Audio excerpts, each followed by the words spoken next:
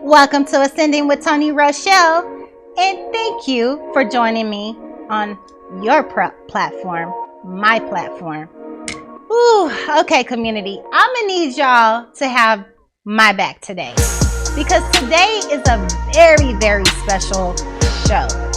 Okay, y'all know that this platform is ascending, right? And just in case for some of y'all that don't know what that means to keep pushing through life. That means to not give up. Sometimes we are filled with anger and fear and anxiety, and we just don't have no hope. But some kind of way, each and every time we got out of it, right? Think about a time that you was in a situation where you just didn't know how you was going to get out of it.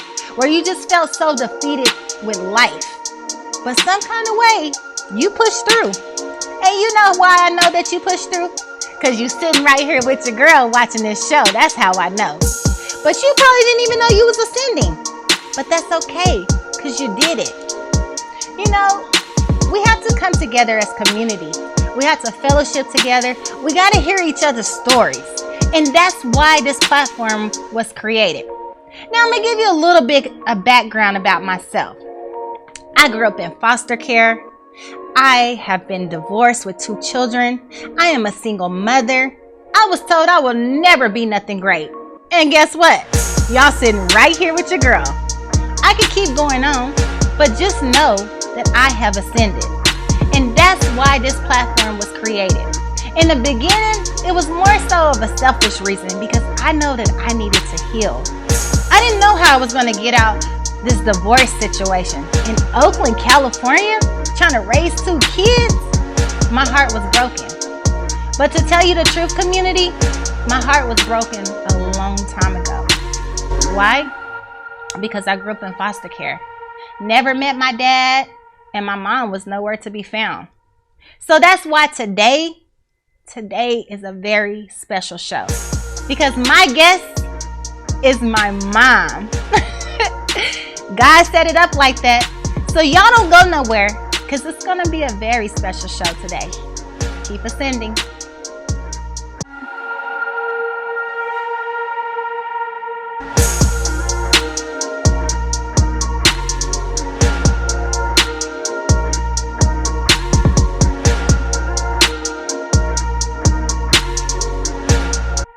Welcome back to Ascending with Toni Rochelle. And as promised, I have my special guest here.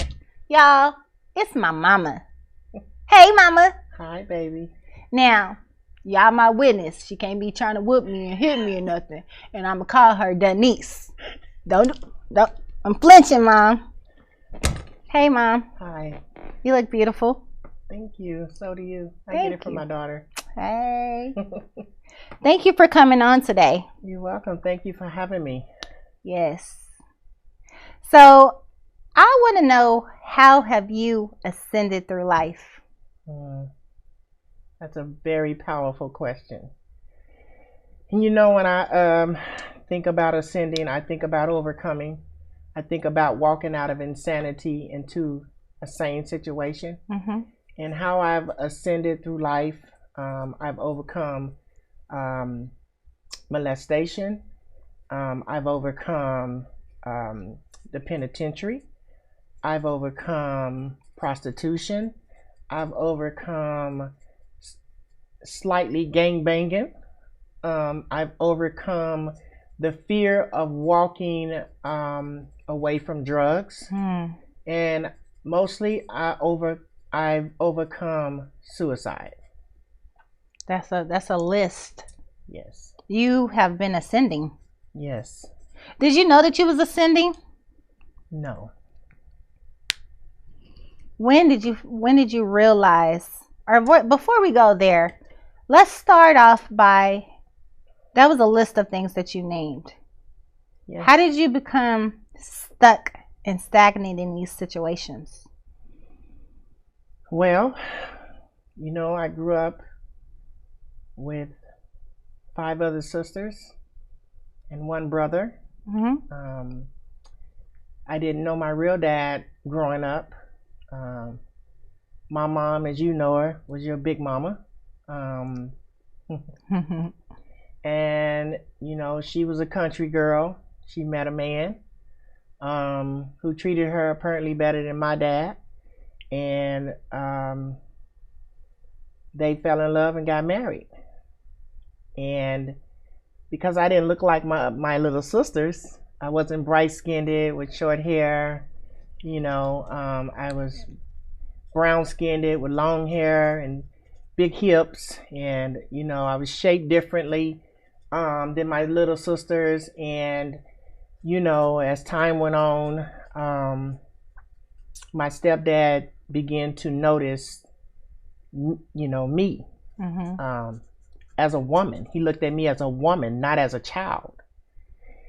And he was an alcoholic. I can't say he was a raging alcoholic, but he was an alcoholic. My mom was a gambling woman. She loved to play bingo. So, mainly she was away from home a lot. And when she was away, he would get drunk and he would pull me out of midst of my sisters. And, they didn't know what was going on. So they would more or less push me into his arms. And so I grew up as a molested child. I was very quiet. But I was into athletes. I was an athlete. I was into sports. I played basketball. I ran track. I played softball. I swam. And I loved to play volleyball. And anytime I hit a ball, I would imagine that it was him. And so, life went on, and, I was stuck there, and finally I got old enough, and my mom walked in from bingo, and my stepdad was messing with me, and she walked in on us. And she didn't look at me as her child. She looked at me as the other woman. And so as she began to rage towards him with a butcher knife, I ran out the house. And I probably was about 13 years old or so. And that was my first time ever running away from home. And he came and found me and brought me back home. He came and found me, not my mom. And so this went on for another couple of years. She just turned her back on the situation. And I became very numb to it and very quiet and very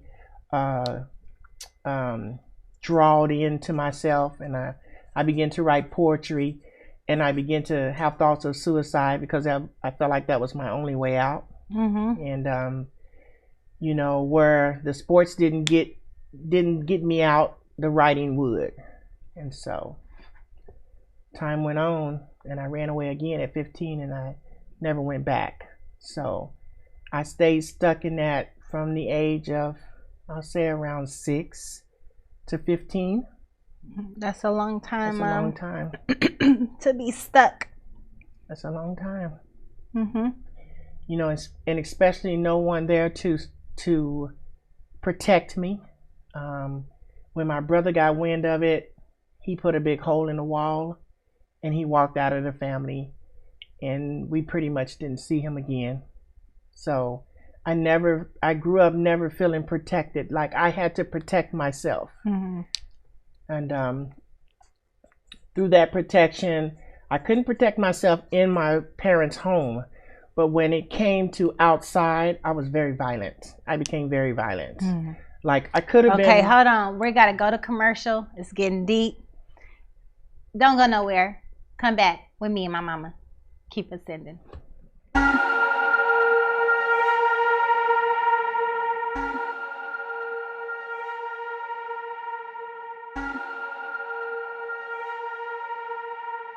Welcome back to Ascending with Toni Rochelle, and we're still here with my mama, the person that gave me life. I remember Big Mama always saying, like, pray for your mom, pray for your mom, pray for your mom. Let me tell you something, community. Prayer works. Yes, it does. So you was going deep before we went into the commercial break. Go deeper.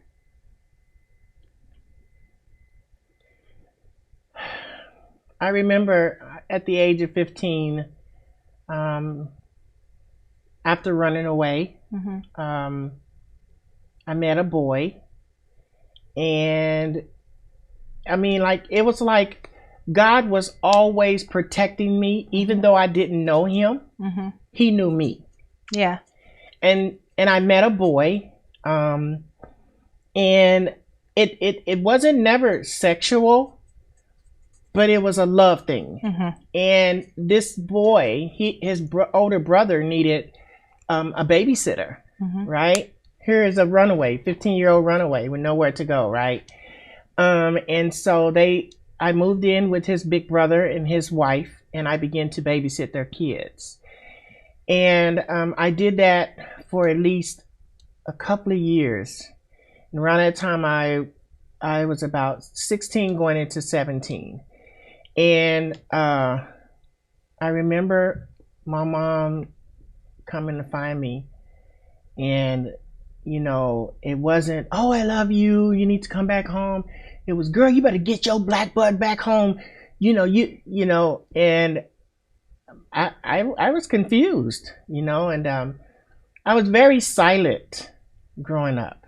And you know, in school I could have been a pro basketball player, but I remember the scouts coming to see me play basketball, and instead of me going up for the shot, you know, a girl would touch me and I would turn around and just black out on her, right? I would just What's blackout mean? Blackout mean I seen red, and I seen him, right?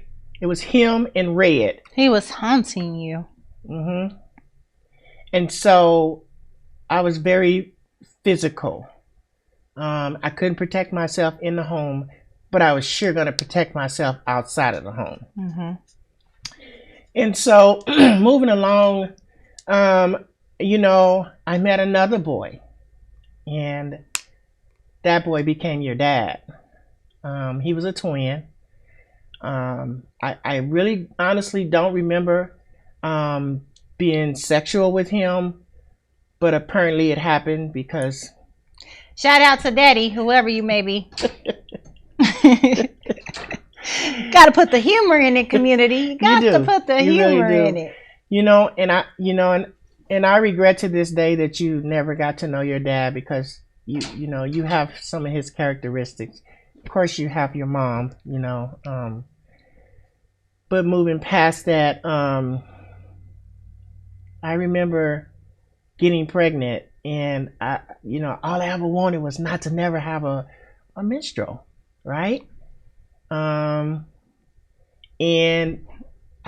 I remember getting bigger and bigger, and my hair grew longer and longer, and it was so long and pretty. And I remember my auntie telling my mom, that girl is pregnant. I didn't have no stomach. I was just thicker than a Snicker. You know how we country girls are, girl. You know, we can be thick. I was thick. And I remember mama taking me to the doctor and getting checked out. And they came back and told us that I was like 7 months pregnant. Good Lord. And I remember passing out. And when I came to, mama just looked at me. She was like, out of all my kids, you pregnant? You pregnant? You know, she just thought that I was the one that was never going to have any kids. And, but needless to say, I remember going into labor with you. I was washing your baby clothes, and it felt like my body had just caught on fire. And I stripped off all my clothes, and I remember my sisters calling mom and telling her, something's wrong with Denise because we can't get her to put her clothes on, and she's butt naked running around the house and talking about she's on fire. And my mama came home from work, and she was like, oh my God, this child is in labor. So she said, come on, we're gonna go to the hospital. And she tried to put a coat on him, and I just had a fit. No, mama, I can't. Something's wrong. My body's on fire. What's going on? And you know, we got to the hospital, and I remember when they put me up on the bed, my water broke. I had a bowel movement, and then you came out. Lord Jesus, she done told all my business. All your business, child. All her business. I am her business. So it was a trip.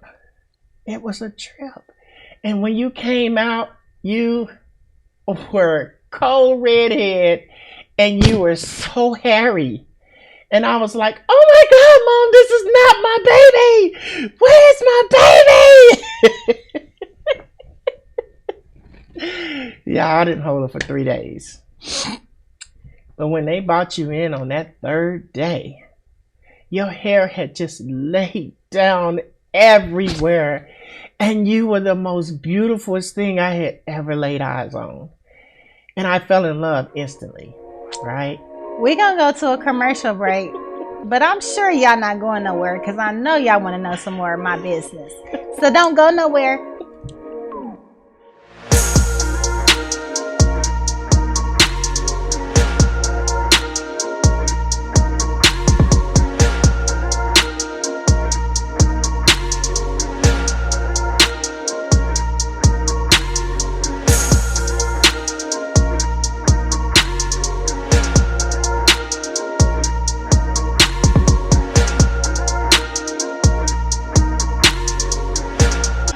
Welcome back to Ascending with Toni Rochelle, aka the werewolf, since my mama telling all my business.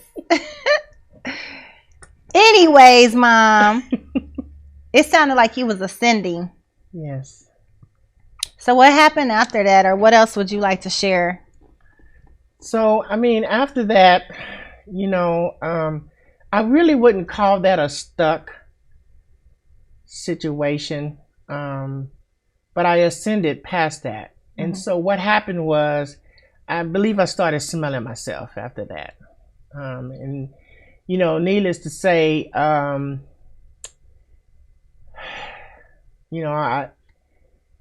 still working through, abandonment issues, distrust issues, because after you, I had 4 more children. And, when I look at my life today, I don't question God. But what I do question is, what is my purpose to ascend back into my children's lives? Because, unfortunately, I didn't raise you. I abandoned you. I abandoned your brothers. Because I turned to a life of crime, drugs, prostitution, stealing. Well, I stole one time and the man caught me and I didn't do that no more. But that was too scary.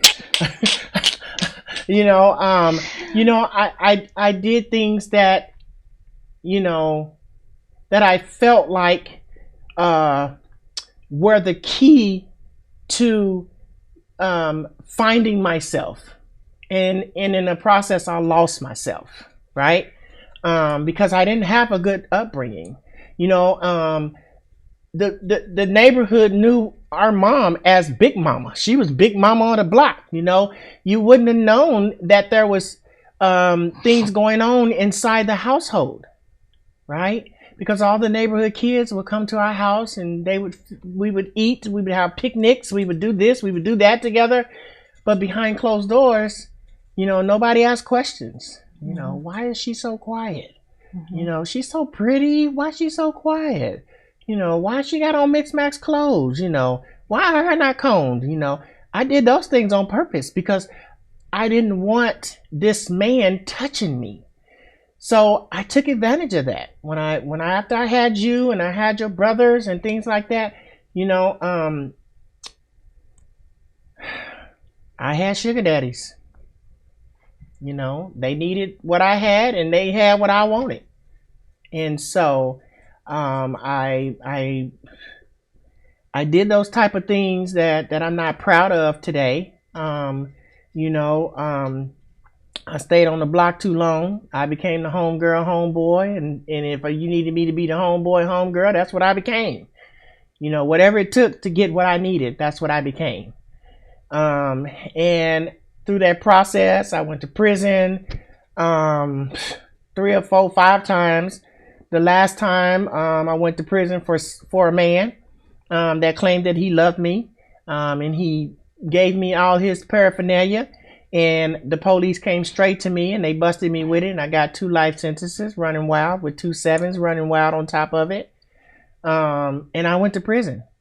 And they let me go, because I could get up under the radar, and I had the manipulation down, right? And I ascended from levels to levels in prison, right? And the last time that I got out and I went back to what I knew, which was drugs in the streets, I was so tired. I was so tired. I was so tired of being with this man and this person and moving here and moving there. And I need to say this because even though your mom wasn't in your life, you still reached out to me.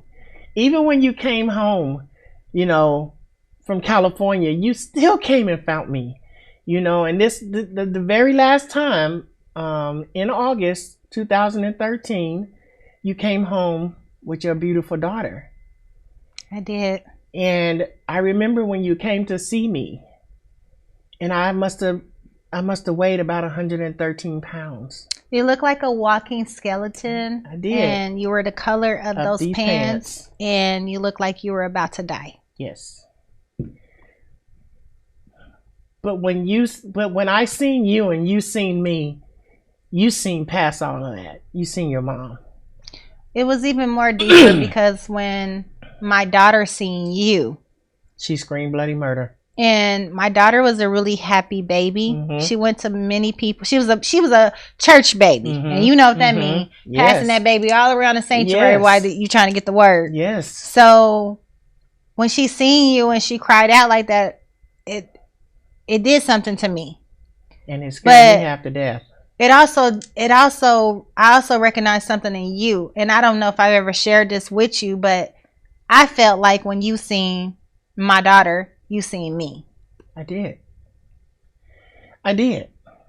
And I remember when G-Baby screamed like that, all I could think in my head is, oh my God, I never want to hear a child scream like that ever again. Right? See, babies and old people, they see those spirits on you. They know them nasty spirits. That ain't right. That's not right. They see it, And I believe that was the first day of my life to ever witness love. Okay, we're going to stop right there and come back. We got to pay these bills, y'all.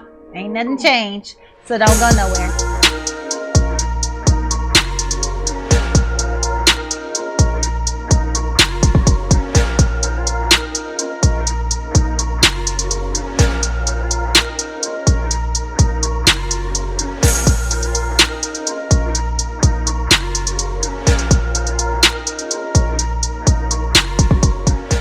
Welcome back to Ascending with Toni Rochelle, where I'm still here with my mommy. So before the commercial break, you went into something very deep, and you was talking about love. Love is what saved me. Love is really what saved me. So I remember after you left, I was at my wit's end. The drugs wasn't working. The men wasn't working. The streets had stopped favoring me. And I was tired. And I remember the paraphernalia said to me, why don't you just go to the bridge and jump head first and kill yourself on the ongoing traffic? And so as I proceeded to follow through, I didn't feel like I had nothing left to live for. I went to the bridge, and I remember strapping over the bridge. And I had 1 foot over the bridge onto the ravine, the highway underneath, and 1 foot on the cement. And before I could put my other foot over, a still small voice said, or call your daughter. And that was my moment of clarity to ascend above all that I had been through, right? Right. And so I called you, and you answered the phone. And as you normally say, "What's up, Mom?" That's your favorite thing to say. "What's up, Mom?" And you had no idea. And I said, "Please ask me to come to California one more again." Right. And you said, "Huh?" And I said, "Please ask me to come to California one more again." And you said, "No, Mom, I can't do that." And I said, "Why?" And you said, "I've asked you to come twice. I've asked you to come for my wedding. I bought your dress. I bought your plane ticket. You said you promised you were coming and you didn't come. And then I got over there and I asked you to come for the birthday of my child. And you promised you were coming and you didn't come. And you said, I can't take another no from you." And I said, "Please just ask me to come again." You said, "Okay, Mom, when do you want to come?" And I remember the dope said, "You may be going, but you're not going today." And I said, "How about next week?" And you said, "No, Mom, how about tomorrow?" And I said, "Okay." And that was the first time in my life that I had ever been honest with myself and someone else. And that was the first time that I had tasted the spiritual principle of desperation. Mm-hmm. So I ascended off that bridge. You talked me off that bridge that day. And I got on that, I want to say plane, but that wasn't a plane. It was a Greyhound it bus. was a Greyhound bus. And I got here 72 hours later. You did. And you were waiting for me. And I need to tell you that that baby that yelled and screamed, by the time I got to California and I got back to your house, and I remember you taking me to go eat, and I ate, and I ate, and I ate, and I ate, and I ate, and I ate some more. Because I had forgotten how to live. I forgotten that I was a human. Mm-hmm. I was a dereliction. I was an animalistic living. And when I got to your house, you had to beg me to come inside because I didn't want to bring those nasty spirits in your house. But needless to say, I went in and I showered, and all that dirt and those evil spirits had washed off of me. And when I came back out of that restroom, her dad was holding her, and she looked at me. Mm-hmm. And I remember she looked at me, and I looked at her. She looked at me, and I looked at her, and she just busted out laughing. And you said, "Mom, this baby has never laughed like this." And at that moment, it was like God was telling me that he forgave me. And he did. And he did. He did. And ever since then, I've been living different. Yes, you have. I've ascended through molestation. I've ascended over drugs. I ascended over gangs. I ascended over fighting, cussing, smoking. You name it. I've ascended over it all. And today I sit before you with 9 years and 4 months clean, with a whole new life. Praise God. So God answered your prayers. When you didn't want to pray for me, you prayed for 30 years. And now I'm sitting here reaping the benefits of your prayer. So anybody out there who do not believe in prayer, it may not come when you want it, but it is always on time. It's never a day late or a dollar short. See, God is a good God. See, all those crooked places that I had made crookeder, he made straight. You're so country. Country. Is that a word? It's a word. It's a word. Well, Mom, we're running out of time. You definitely got to come back because you definitely have ascended through so many things. Is there anything else you want to tell the community before you go? If you're struggling with drug abuse,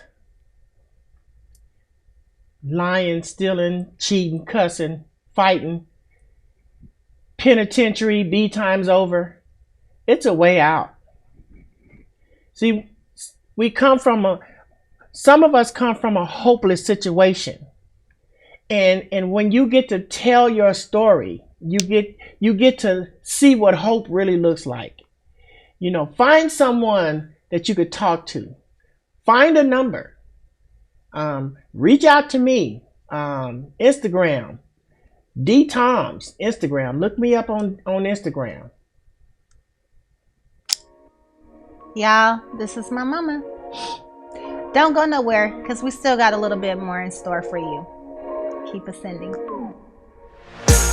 Ascending. Ascending. Ascending. Ascending. Ascending. I'm tired. I'm tired. I had the keys in my hand, but some kind of way they fell. They fell beneath me, and suicide came to capture me. And the streets tried to pull on me. But I'm tired. But the streets love me. I got hands.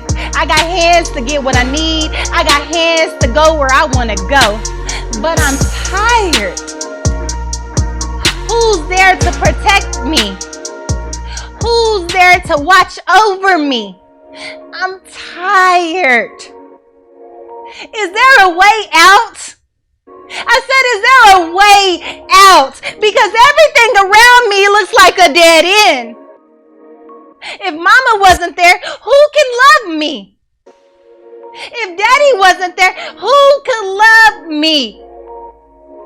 I'm tired. I'm tired. Why? I asked myself, why? Why me? I was just a little girl with a little bit too much. And I'm tired. I'm tired. Behind bars, sleeping around, messing up the streets, having a name on the streets, doing what I gotta do, but I'm tired.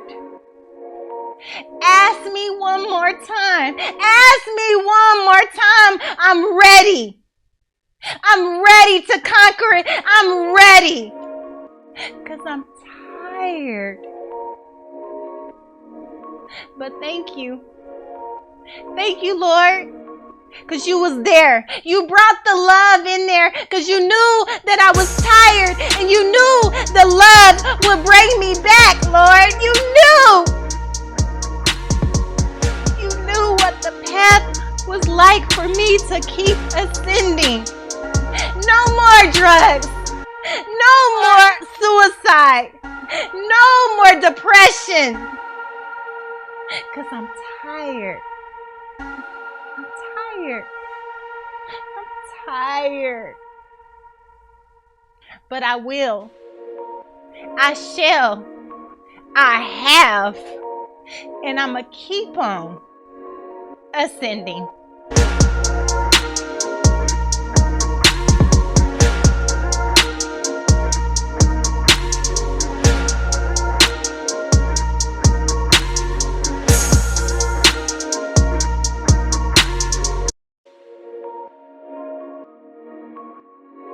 Thank you for kicking it with me today, y'all.